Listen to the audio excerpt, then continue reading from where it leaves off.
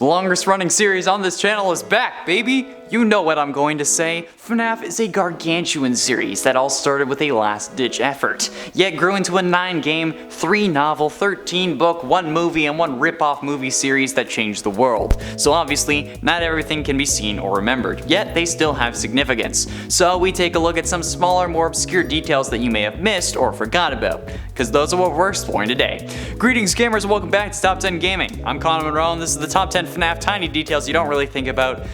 Part 13! After this, it'll be 130 of them. Let's do it! Minute 10 Cover Shadow. I recently purchased the Freddy Files Updated Edition book off Amazon and find what details really seem to be the most important. It's also an excellent place to find confirmed details. But one thing I noticed a while after getting the book was that the shadow on the front cover. If you look closely, you can actually make out the shape of Freddy standing behind you, which I have to say is pretty damn terrifying. This implies that basically anyone who learns about the Fazbear secrets because of this book, which is presented to be some form of secret files on the cover, will get gotten by Fredbear. This makes me think that there is certainly something more to this company, definitely something shady that we aren't really considering, or that just hasn't been presented yet. But it very well might not be that deep, but let's be honest, with Scott, it probably is. In at 9, Nightmare's Endo. Now this was pointed out to me last time, because in part 12 I mentioned how Nightmare seemingly has a brain, but many people were very quick to point out that actually that's Nightmare's endoskeleton, and you can actually see it specifically in FNaF VR, and it's actually true, which is just weird and just freaking insane, because like he's a dream. Why would he need an endoskeleton?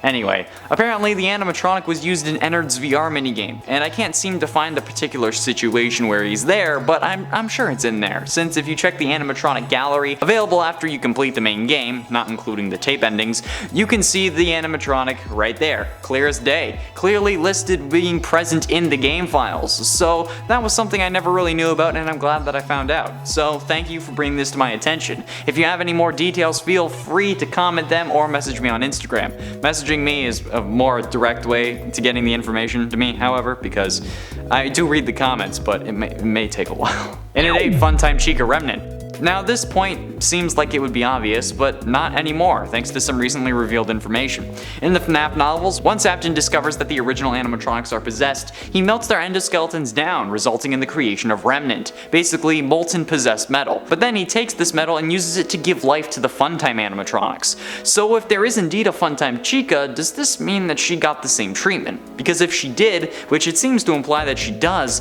then the original 5 missing children didn't have all their remnant burned, meaning that the FNaF 6 fire was pointless and Henry, along with our character, died for nothing because the mission wasn't complete. I mean, I think Henry would have taken this into account, but maybe Ennard just figured that he didn't need Chica to handle it. I mean, you can purchase a Funtime Chica for the restaurant in FNaF 6, but if you choose not to, does that mean that you end up ruining the story? I don't know, since in FNaF AR's Fast Facts, it's revealed that the Funtimes were among the first animatronics made by Afton. So maybe in the continuity of the games, the Funtime animatronics don't contain the souls of the original 5 missing children, like at all, unless it was just like injecting the metal here and there instead of making whole endoskeletons out of it, so it could have been done later. I don't know. And at 7, Not For Us. The job of FNaF 6 was not meant for us. This was made clear by Henry in his final speech, saying, quote, "And for you, my brave volunteer, who somehow found this job listing not intended for you." This begs the question, if it wasn't meant for us, how did we find it? Since if a job is created for one specific person, I feel like it would find that person, and maybe even only that person. But not like in a metaphorical sense, like, oh, this job was meant for me. No, like this job was literally intended for a certain individual, yet somehow Michael Afton found it and then got it over that other person. And we know that this is the case, since this isn't a pre-recorded message, and instead live. Since if it was pre-recorded, Henry wouldn't know that it was a different person, or that Elizabeth was the one that he had cut off as soon as he started talking. Quote again, "Connection terminated. I'm sorry, Elizabeth, if you even remember that name." End quote. And at 6, Like Father, Like Daughter. It's actually in the same speech where we find out that Baby has always intended on being an evil animatronic, even to her own brother.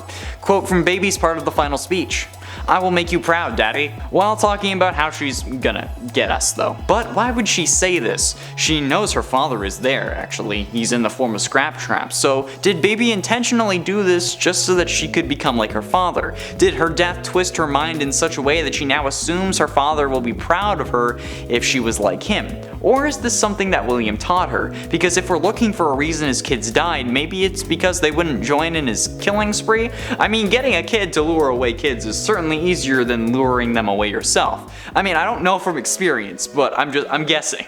And is that why Fredbear's mouth was so powerful? Powerful enough to crush Crying Child's skull? Because William needed him to die so he wouldn't out him? Or at least put him in a coma and then put him back together, enhancing him so that he would want to help his father? I mean, it certainly seems that way. Maybe this is what Scott meant by nobody had solved FNaF 4. Halfway through in at number 5, intended owner. Who was the intended owner? It's a question I ask a lot in this series, ever since we figured out that we weren't the ones who were supposed to be running the FNaF 6 location. Who did Henry originally intend on giving it to? I think I finally have an answer. Scott Cawthon, or rather his in-universe equivalent who doesn't have a name, and since he doesn't have a name, I'm still gonna be calling him Scott. So if Scott was the intended owner, there would have to be some form of connection, right? What could it be? Well, he's an indie game dev who made the games joking about the Fazbear tragedies because Fazbear paid him to do it, so he knows about everything that went wrong there, so maybe that's why. Henry's whole plan was to make sure that nobody remembered what happened with William and his misdeeds, so maybe he was going to bring in the one person he knew for sure knew everything that had happened. Maybe there was never actually a way out plan for him, and Henry just says that as a segue to inform us that he knows we ain't gonna leave. Maybe our character wanted to leave but just couldn't. I mean, the intentional owner being Scott's stand-in makes even more sense when you consider that Scott is the owner of the series. I mean, at least he was. So could it be him? Probably. I hope so. And at 4, animatronic interference. But why did we find the job if it wasn't intended for us? I know why. Again, in Baby's portion of the final speech, she seems to imply that the job was meant for us. You think that this job just fell out of the sky for you? Well, yeah, it would have had to if it wasn't intended for me, right? Well, it may seem like Baby just doesn't understand what's going on. Let's think about it. Who is Baby? She's our sister. She's Elizabeth Afton. We see her get scooped, hence the stomach mounts on the FNaF 4 animatronics. I mean, we loved each other. We're family. And it's not like that went away. We went to sister location to find her. That's why we're here. She loves us and wants us to be a family again. The whole gang is back together. Us, her, and dear old dad. She interfered and sent us that job. That's why it didn't just fall out of the sky. It's because of her. This may be common knowledge or well known at this point. I didn't think about it until I was watching that speech over and over again for other numbers on this list. Baby is the reason we found it, and Scott was the one meant to have it. At least it seems that way. But that's just a theory. A game theory. Getting close to the end in number 3, Sentience? Now, turning to the Fazbear Frights books for this number, could the animatronics actually know what they're doing? Or is this just their agony acting out? Quote from Dr. Phineas Taggart from the Book 3 epilogue, that you can take a saturation of agony at any kind of intelligence, even an artificial one, and they will combine together to transmute the energy of emotion into the energy of physical action. So it seems that Phineas believes that the emotion is what dictates the actions, not the individual who the emotions came from. This could explain the rash behavior of the animatronics and why they seem like they're in pain. It's not the children controlling them, it's the agony. The actual spirits don't have any reasoning behind their movements, they just go. That's why Elizabeth wants to make her dad proud, because while in agony she can't think straight. We just do, we're impulsive. That's what's going on with these animatronics. And we know that Phineas must be right, since he proves his thesis by creating the Stitch Wraith, which promptly kills him because it's full of the agony of multiple different things, not just one individual. Damn, a whole lot of things seem to be coming together. Penultimately, in at number 2, FNaF 4 VR. The series of minigames known as Night Terrors in FNaF VR is based on FNaF 4. We know this thanks to the appearances from Nightmare Eon and Nightmare Fredbear, as well as just the design of the room. But my question is, how did they know what this room looks like? And how do they know what these animatronics look like, for that matter? We're meant to believe that FNaF 4 takes place inside Crying Child's brain in 1983 while he's in the hospital. So how could they possibly know what these look like? It's the same reasoning why I thought Mike had to be the Crying Child, because of the drawing of Nightmare in the survival logbook. But Crying Child dies after experiencing these nightmares, so how could anyone have ever been described these animatronics or these locations? We know the dream house isn't like his real house thanks to the 8-bit minigames, so how did they get this model? Did they have a visualizer in the hospital room? Because we can't even see our dreams in 2021, let alone 1983. If you have any explanations, please let me know in the comments, because it can't be the sound discs. Okay? It can't be. He was in the hospital. There was nothing to actually alter the appearance of. Doesn't make sense. Finally, in at number 1, explosive ending. William dies in The Man in Room 1280, the third story from the 5th Fazbear Frights book. Quite extravagantly, from what we're told, exploding into a pile of mush right before a pastor's eyes. But how is this possible? How could William just explode like that? It's not something that you think about, but I have quite the explanation. I will admit it's a bit of a leap, but bear with me.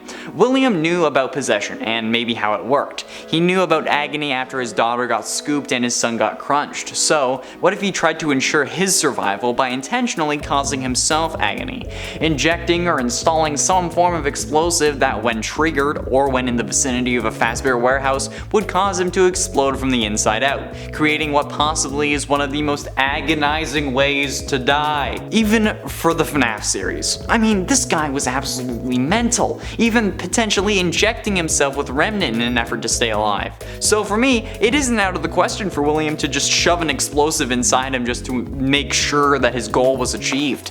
I mean, I hope that pastor didn't get a mouthful of, like, William guts. That doesn't sound fun. There we have it, friends, the top 10 FNaF tiny details you don't really think about part 13.